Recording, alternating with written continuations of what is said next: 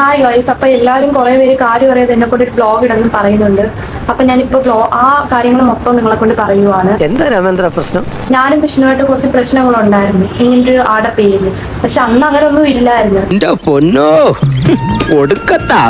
ആരെ കൊണ്ടും പറഞ്ഞു നടന്ന് ഞാനും അവനും അങ്ങനെ ഒരു കുറച്ച് ബന്ധമുണ്ട്, അങ്ങനെ ഉണ്ട് ഇങ്ങനെ ഉണ്ടെന്ന് എന്തോ ഒരു ചുമ്മാ ഇതാക്കിയതാണ്. എങ്ങോട്ടാണ് ഈ നാടിന്റെ പോക്ക്? എനിക്ക് പേടിയാവുന്നളിയാ. എനിക്ക് നാട്ടിൽ നിൽക്കാൻ തന്നെ പേടിയാവുന്നു. എല്ലാരെ കൊണ്ടും പറഞ്ഞു നടന്നു. ഇനി പറയാൻ പറ്റാത്ത ആരുമില്ല. എന്നിട്ട് അവസാനം നീ എനിക്ക് വേണ്ട, അവന്റെ കൂടെ തന്നെ പൊയ്ക്കോ. അതെ, ആ കൊച്ചിന് ആരുമായിട്ട് പ്രേമം ഉണ്ടായിരുന്നു പോലും. അവൻ പറഞ്ഞൊരു വോയിസ് ഉണ്ട്, ഇത് കേട്ടാ നിനക്ക് തന്നെ മനസ്സിലാവും.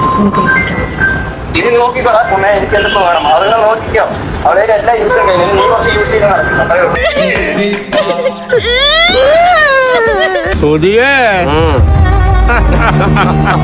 അവൻ ഇത്രയൊക്കെ പറഞ്ഞതാണ്. പിന്നെ ഞാൻ എങ്ങനെ അവന്റെ കൂടെ പോണം? പിന്നെ ഞങ്ങൾ തമ്മിൽ കല്യാണമൊന്നും അങ്ങനെ കഴിഞ്ഞിട്ടൊന്നുമില്ല. എന്തൊക്കെയാണ് ഈ കൊച്ചു കേരളത്തിൽ സംഭവിക്കുന്ന? ഇപ്പോഴാണെങ്കിൽ എന്നെ ഫുള്ള് ബ്ലാക്ക് മെയിൽ ആണ്. നിങ്ങൾ തന്നെ പറ. പിന്നെ എനിക്ക് ഈ ടൈമിൽ കഞ്ചാവൊക്കെ ആദ്യം വലിക്കുമായിരുന്നു, അതെനിക്ക് അറിയാമായിരുന്നു. എങ്ങനെയാടാ നമ്മളൊരു കല്യാണം കഴിക്കുന്ന? അല്ലെ ഞാൻ ഒരു കല്യാണം കഴിക്കുക, എനിക്കൊരു സാധനം വാങ്ങി തരണം എന്നൊന്നുമില്ല. ഞാൻ എന്തെങ്കിലും ചെയ്യണമെങ്കിൽ ഞാൻ ഒറ്റയ്ക്ക് പോയി ചെയ്യണം, അങ്ങനെയൊക്കെ തന്നെ. വിഷമിക്കാതിരിക്കും, ഇതിലും വലുത് ഏതാണ്ട് വരായിരുന്നു. ഇങ്ങനെ തീർന്നെന്ന് കരുതിയാൽ മതി. എന്റെ യൂസ് ഒക്കെ കയ്യില് നീ എടുത്തോ, ഇനി എനിക്ക് വേണ്ട, അങ്ങനെ അത്രയ്ക്കും ബാഡായിട്ടാണ് പറഞ്ഞത്. ഇവന്മാരൊക്കെ ക്രിമിനൽ മൈൻഡടാ.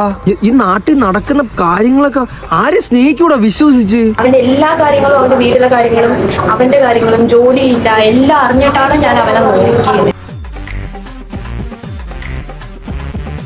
ഇപ്പോൾ ബ്രേക്കപ്പ് ആയിട്ട് കുറച്ച് ദിവസങ്ങളായി. അങ്ങനെ കുറച്ച് ദിവസങ്ങളായിട്ട് അതിന്റെ പ്രശ്നങ്ങളായിട്ട് പോയിക്കൊണ്ടിരിക്കുകയായിരുന്നു. അവളുടെ കുറച്ച് അനാവശ്യ ചാറ്റും കാര്യങ്ങളും അവളും വേറൊരു ദിവസം ഉണ്ടായിരുന്നു. അവിഹിതങ്ങൾ തന്നെ ഈ നാട്ടില്.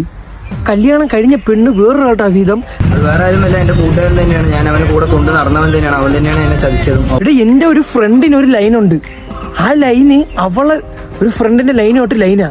A few moments later. നിങ്ങളിപ്പോ അവൻ പറയുന്നതും കേട്ട് അവന്റെ വാക്ക് വിശ്വസിക്കണ്ട. അവനെന്താ വെച്ചാൽ റീച്ചിന് വേണ്ടിയിട്ടാണ് ഓരോന്ന് ഇപ്പൊ കാണിച്ചിട്ടിരിക്കുന്നത് മൊത്തത്തിൽ. നിന്നെ ഇതിനൊന്നും കൊള്ളുകയില്ലെന്ന് നീ വീണ്ടും വീണ്ടും തെളിയിച്ചിരിക്കുകയാണ് എന്റെ വിജയ. ഞാൻ എപ്പോഴോ എന്റെ കൂട്ടുകാരൊരു തമാശക്ക് കുറെ കാര്യങ്ങൾ ഇങ്ങനെ ചുമ്മാ മെസ്സേജ് പറഞ്ഞിട്ടുണ്ടായിരുന്നു.